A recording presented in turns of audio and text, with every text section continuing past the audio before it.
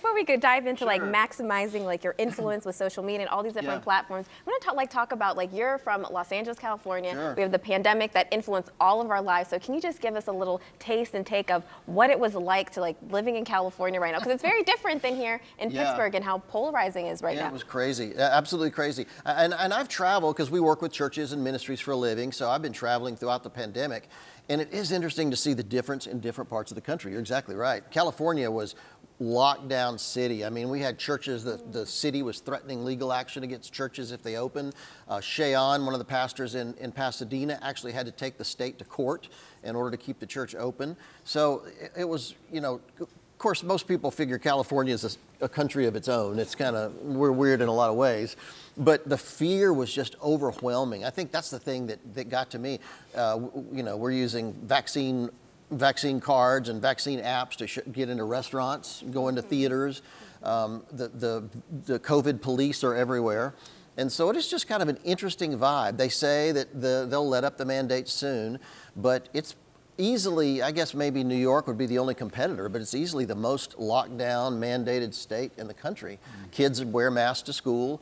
And it's just, what's funny is the people that say follow the science seem to be the ones not actually following the science. So it's just kind of interesting how that fear is kind of taken over, which opens the door for Christians, I think, to step in and have a real testimony there. We often debate, because I live and work in Hollywood, we often debate, should Christians get involved in social causes? Should we get involved in political causes?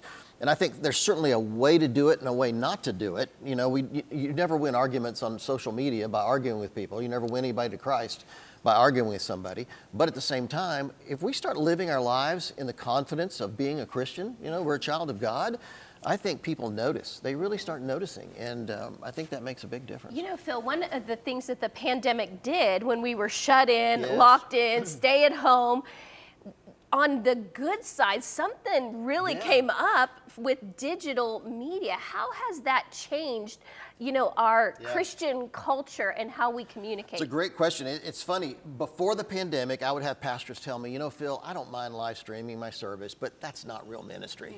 Well, let me tell you, when the churches got locked down, they changed their tune fast. And we started getting flooded with calls from churches about how can we make our live stream more effective? And we got to work with churches all over the country, helping them kind of raise the level of that. And what I've discovered is people out there seem to think it's an either or thing. You know, they accuse me of wanting to shut down churches and have people do live streaming all the time. No, it should be both and. We should do both. How can we maximize the in-person experience at church for people, and how can we maximize the online? However somebody wants to engage with my church, I want it to be a life-changing experience. So I just think that in this digital age, we just have to understand there's gonna be people that want to engage with us online. So what can we do to make that a powerful, powerful experience? And so I just think we should do everything we can to impact the culture, whether it's live and in person or whether it's online. Let's do it. I really want you to kind of hit home here. So there's always been different ways to share. You know, it was in the early church, it was just person to person, some preaching. And then, you know, at Gutenberg, that's the printing press, all of a sudden there's literature going everywhere. And then Rex Humbard and Oral Roberts and Billy Graham are using television. Hey, Christian television, what a concept. We love it. Where are we going? What about Christian television? Well, let me just say, Christian television period is not going to go away. It's always interesting that when film was invented about 1898, that didn't get rid of live events. And then when radio was invented, it didn't get rid of movies. And then when TV came along, it didn't get rid of radio. And now the internet is not going to get rid of television. They all adjust and things change over the years. But I'll tell you, statistically, we're finding more and more that television is still just as relevant. You'll notice when a disaster happens or a crisis happens, people go to TV. They want to find out about it. The big award shows like the Oscars or the Grammys, huge audiences, the Super Bowl on TV. So I just think that we need to, you know, so many people say the internet's going to take the place of TV. That's not the case at all. And I think as believers, we need to invest in Christian television. I would encourage people watching this interview. This matters. There's so many, and here's the funny thing. When people, you know, if you want to reach somebody online, they have to know about you. They have to know about your church or your name or you know, your social media handle to seek you out. I cannot tell you the hundreds and hundreds, probably thousands of people I've seen personally who were led to Christ, had a marriage put back together, stopped, you know, a journey towards suicide because they randomly came across a Christian program just switching the channels. You don't find stuff online as randomly as you do television. So I think that Christians need to embrace television. It's going to be around for a long time. We just need to adjust how we use it and how it's used and what people are looking for. And if we can do that, I think it'll be a vital tool. And what Cornerstone is doing is amazing. And so I just think people need to support it. People need to be a part of it because it's going to be important.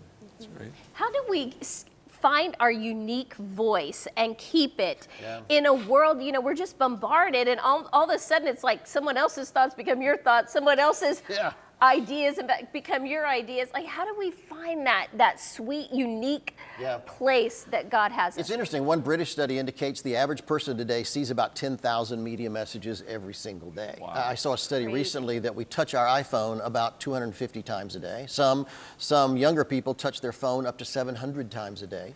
So in that distracted world, that fragmented, distracted world, we need to really understand how we get our message to break through. And I think exactly like you said, Amy, it's about being unique. We don't need, we don't need another Steven Spielberg. We need another Phil. We don't need another, somebody else. We need Tom. We need Amy. We just need to be unique. So in so many cases, I think we're trying to spend our lives being like somebody we admire, somebody we like. But God gave us all unique DNA. You two are completely different. We're different. Let's be us. Let's be what God called us to do and find that unique voice. I often ask people, what are you most passionate about? What would you do for free? What do you love so much? You don't have to get paid to do it. You start thinking in those terms. What made you different growing up from everybody else in your neighborhood? You start thinking about those questions and you start to realize maybe God called me into this and I need to really have a voice in that. So you're exactly right. Don't try to be somebody else. Let's try to be you and be unique in what God called you to do.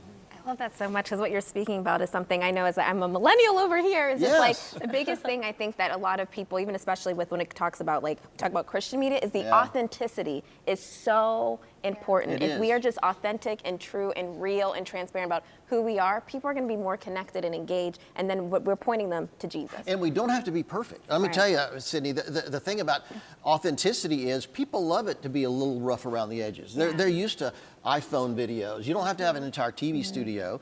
iPhone videos are powerful. And so live streaming with churches, I tell pastors, it doesn't have to be perfect. People like the fact that it's more real, it's more authentic. So I think that's a really good point. And I think in this world we live in today, we need more voices coming out and sharing the gospel online and through social media.